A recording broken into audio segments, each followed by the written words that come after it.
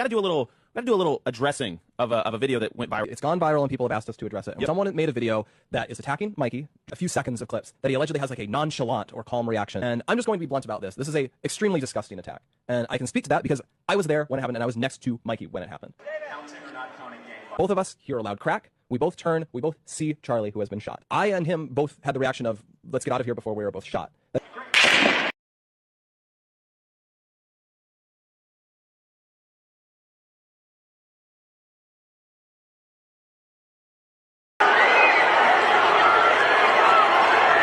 Charlie had a security team. They all leapt immediately into action, and they got Charlie out of there, which was what their job was to do. My job was not to get in the way and screw this up because, like, I had to be a hero. That was not my job. I remember even running past, both of us going past the SUV that we came in on, and me thinking, should I get in that car? And then thinking, no, that's a really stupid thing to do. And then we get out, and I run for, can't have been more than 15 or 20 seconds. I pause, I look around me, and I see Mikey. And I'll never forget what I saw because it was clear in the moment that he was profoundly freaked out. And then he says, I need to call Erika. And then he takes his phone and he begins calling Erika. And he immediately calls his dad. He calls Rob McCoy. And he says, Dad, someone shot Charlie. You need to call all of your pastor friends. It's very disgusting for me as someone who witnessed this, who saw Mikey hugely distressed and then step up in the moment. Because after that call was over, I saw Mikey like get total mastery of himself, that he realized he had to step up in this situation.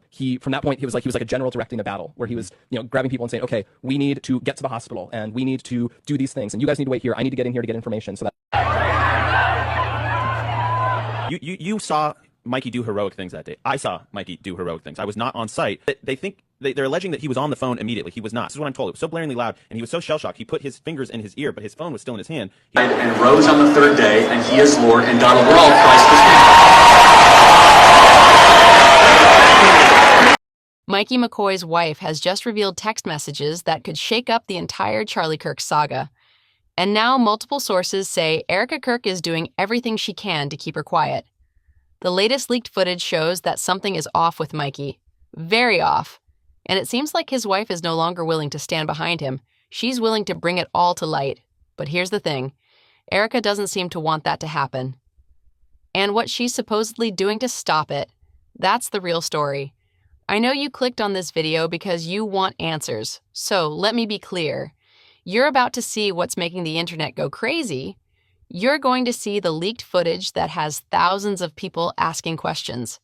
You're going to hear about timelines that don't match up, weird blurbs that get more confusing the closer you look. You'll also learn about a suspicious vacation that took place just weeks before Charlie Kirk's death.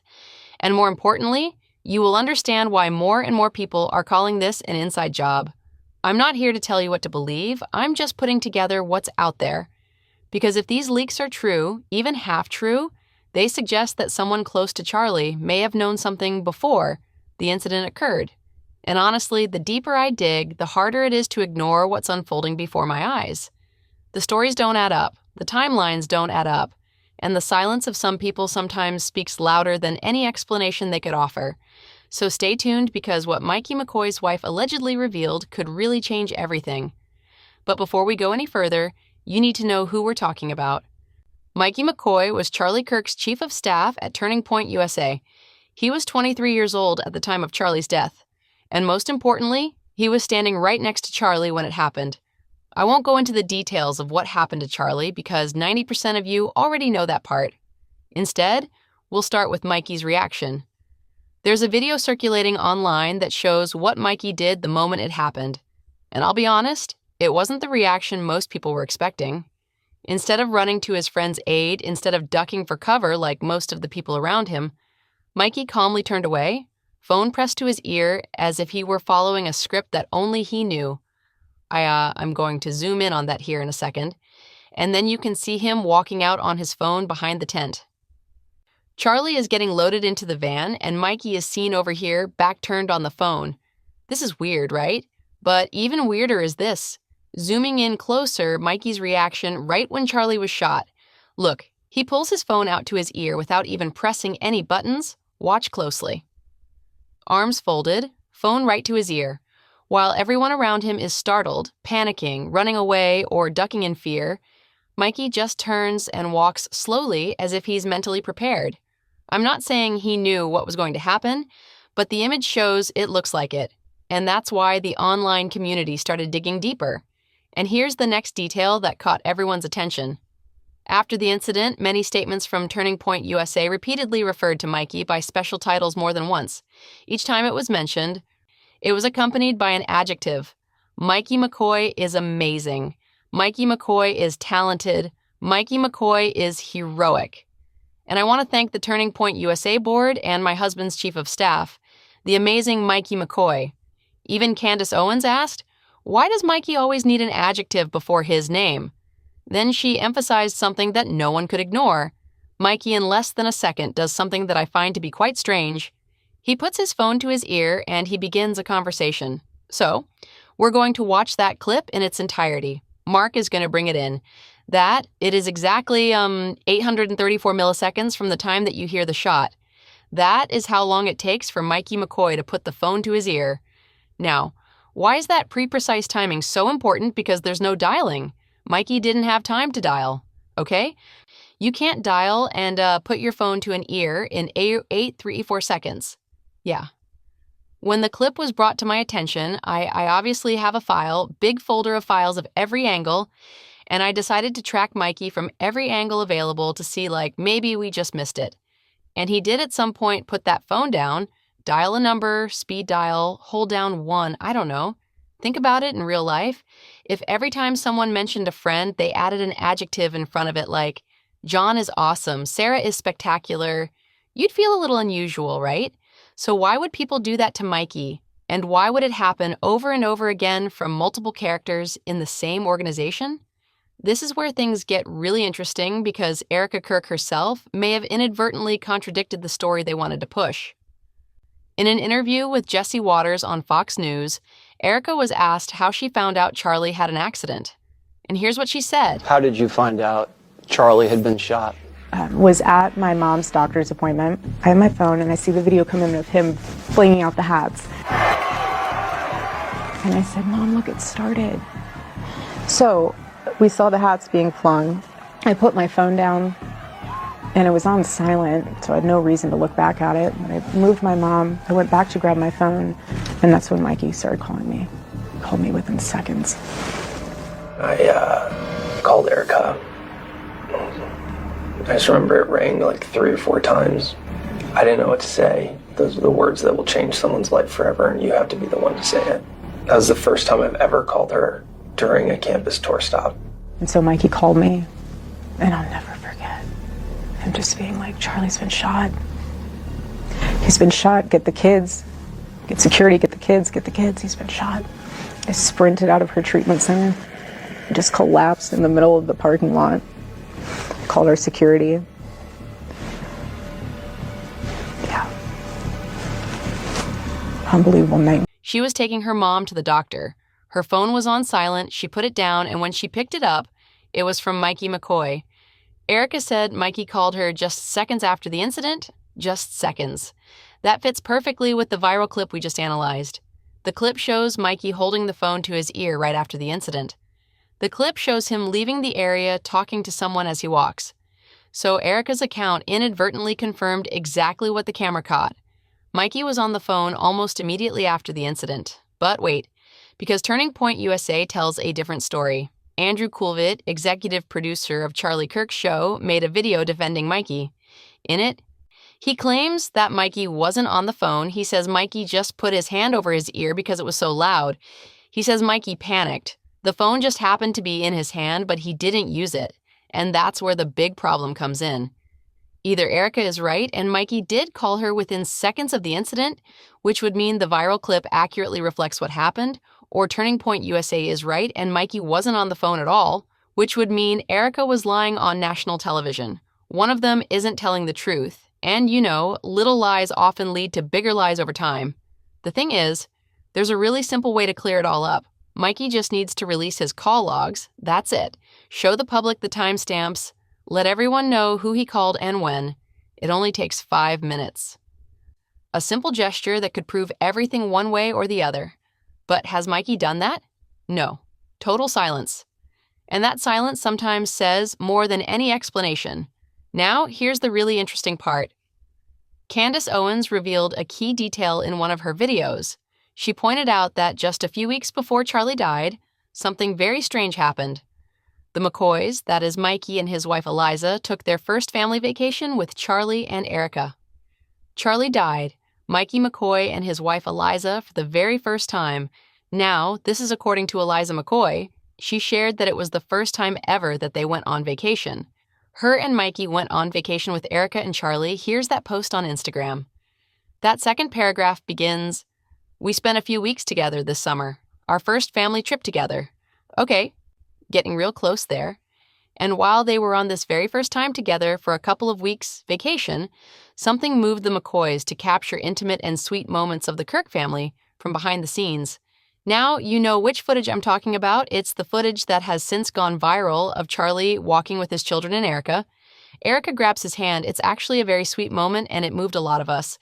I was crying when I first saw this footage a couple of days after Charlie died. The video that went viral after Charlie's passing, where he holds the hands of his children, and Erika holds his, was actually recorded by the McCoy family. Now, Candace posed a question that has been on my mind for a long time. What motivated them to do this? Imagine when you go on a family vacation, who is usually behind the camera? Usually a family member, right? And so in family photos or videos, there is always someone missing. It's so normal. But on this vacation, the McCoys filmed the entire Kirk family from behind the scenes. It was as if they knew these moments needed to be captured. Was it just a coincidence? Were the McCoys just incredibly caring friends? Or was there something else going on? And then there was something even stranger. Just 4 days before Charlie passed away, Mikey suddenly felt compelled to film Charlie on their trip to Korea. Those were the last moments Charlie would be filmed in this way. Example 1, Charlie's last business trip to Korea. It was 4 days before he left. Example number 1, Charlie's very last overseas trip to Korea. This was 4 days before he died. For whatever reason, Mikey McCoy felt suddenly inspired to try his luck making up Charlie and capturing him on the road. And he says this is the first time he ever did it. Take a listen to Mikey McCoy explain. 4 days passed, and Mikey accidentally recorded Charlie. I don't know about you, but for me, that moment was really mind-blowing. Okay, now we need to get to the leaks themselves, because that's where the story really broke. Late one night, an account that many later linked directly to Mikey McCoy's wife posted a bunch of data online, screenshots, audio recordings, private conversations, no captions, no explanation, just 3 haunting words they all know. Within minutes, those screenshots were going viral, and what people found inside was chilling. The photos were allegedly from a secret group chat. Among the members were Mikey McCoy, several Turning Point USA employees, and an account labeled EK. Most people believe EK is Erika Kirk. The messages weren't long, but they didn't need to be. Just a few sentences, but each one was breathtaking. Here's what they allegedly said. Everything is ready. Remain calm if it happens. We've rehearsed this. Make sure the cameras are rolling. And then this line, the line that became the internet's biggest obsession. Erika knew. Just 4 words, but they changed the entire way people saw the story. Because if those messages were real, if Erika actually knew something before the incident happened, then what we witnessed that day was more than just an unexpected scene of chaos. It had the look of something pre-planned. And it didn't stop there. A voice memo also appeared right after these images. A woman's voice is heard trembling in the recording. I can't stay silent anymore. This wasn't an accident. Many believe it's Mikey's wife. Others believe it could be a friend trying to protect her. But whoever it is, the emotion in the voice is clear. Fear mixed with guilt. And here's the part that makes it all the more incredible. The timestamps on the leaked text messages almost exactly match the viral footage showing Mikey holding the phone just before the incident. What many had previously dismissed as a coincidence suddenly seemed too much like a setup, and social media exploded. Reddit, TikTok, Twitter, YouTube. Threads were everywhere asking the same question. What did Erika, Mikey, and the TPUSA team really know before the incident? So what happened immediately after these leaks emerged? This is where things took a completely different turn. Mikey's wife's social media accounts disappeared or wiped clean. Her friends' accounts were locked or made private. Some acquaintances said she was advised not to say anything more. Others said she was very nervous, felt unsafe, and then there was complete silence. But here's what's remarkable. While the wife suddenly went silent, Turning Point USA did the exact opposite. They flooded the internet with content about Mikey. Podcasts, speeches, event clips, press releases, all of them repeated the same message. Mikey McCoy is awesome. But for many, this feels less like a thank you and more like a quickly implemented damage control operation. Like the only way to quell a scandal is to drown it in a wave of positive media coverage. In one exchange, you can hear Mikey being told, "I don't want you to feel hurt by all these horrible things. We know that you have a responsibility. You're a young man, and I just want you to take a deep breath. Like I said, and you know what? Let them spin their conspiracy theories. You're a good kid. You had instructions to call Erika. Charlie had a team that jumped right in there. I know that team. And we just got to move on. We got to push the moving on, and let's get to these midterms." Yeah, that's right. Thank you, Bernadette. It's crazy. It's just, I remember taking the last picture I took of Charlie was at 12:23. I did in fact call Erika momentarily afterwards. But thank you, Bernadette. That's very encouraging to hear from you. Keep encouraged and you keep going because we need you. And we need that team to take a deep breath and get your pants on and get running. In the clip, you hear them telling Mikey not to worry about the gossip. They tell him to take a deep breath. They call him a good boy and say that Charlie has a team that has been involved from the very beginning. But the biggest problem isn't the words of encouragement, it's the silence. Because when an innocent person is accused, the usual response is to deny, to present evidence, to demand a correction, or even to sue to defend their honor. So what did TBUSA do? No strong rebuttals, no clear evidence, no request to remove the allegedly false information, no lawsuits, just a very special kind of silence. A silence that seemed orchestrated and controlled at every beat.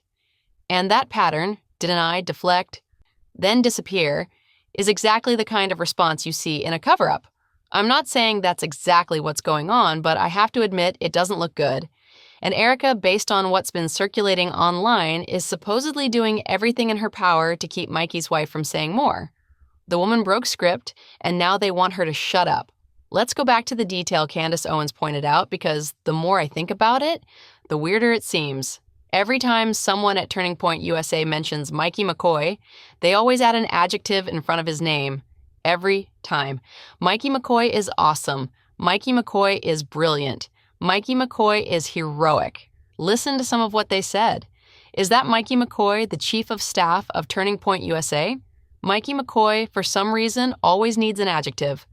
Eyes is that Mikey McCoy, the chief of staff of Turning Point USA, Mikey McCoy, for whatever reason, he always requires an adjective. Whenever they discuss Mikey McCoy, there's an adjective before they say his name. A bunch of people in a Turning Point USA orbit described Mikey McCoy in this very unique manner. I want you to take a listen to that. Let me tell you who the heroes were in this whole thing. We're going to start with 23-year-old Mikey McCoy, and that's when the great Mikey McCoy showed up. And my husband's chief of staff, the amazing Mikey McCoy, my friend Mikey McCoy, the brilliant 24-year-old who, at the time when Charlie was shot, was 23 and was a hero that day. I used to be known as Charlie Kirk's pastor. Now I'm known as Mikey McCoy's dad. He clicked into gear eventually. It was amazing.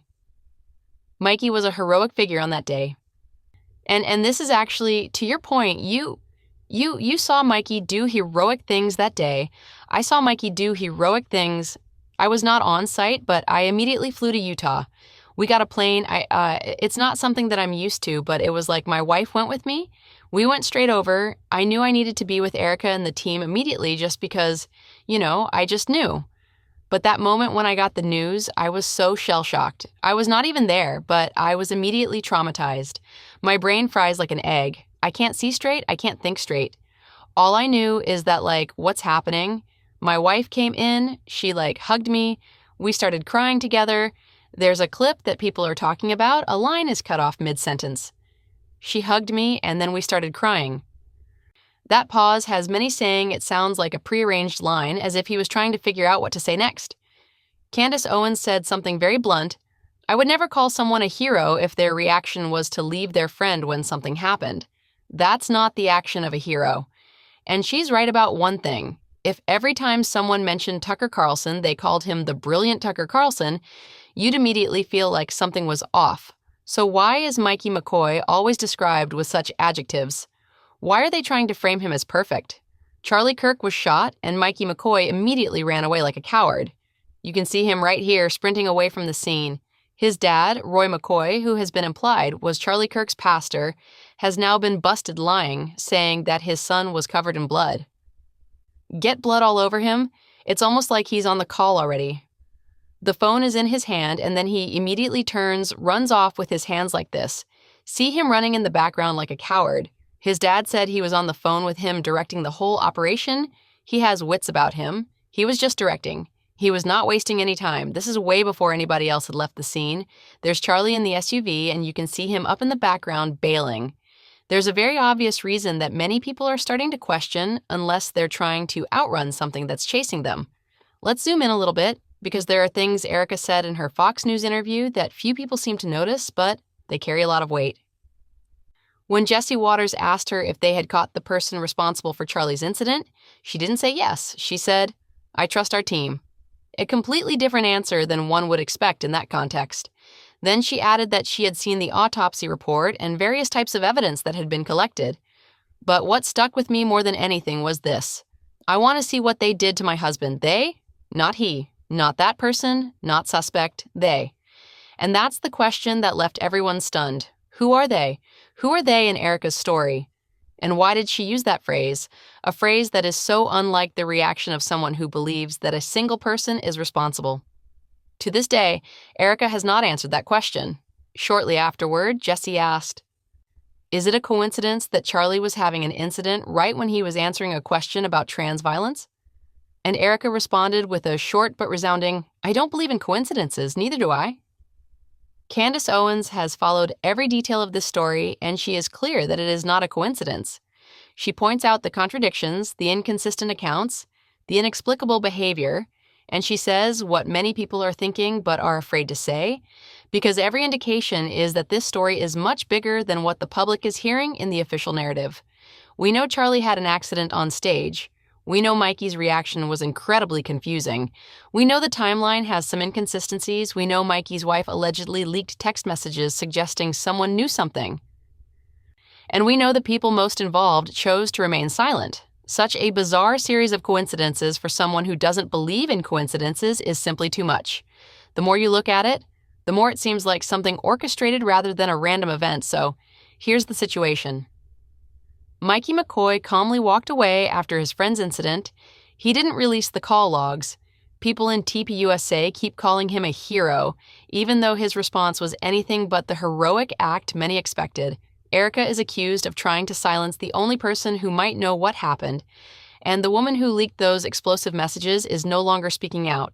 So what's really going on? I don't have all the answers, but I do know one thing. Someone definitely knows exactly what happened that day.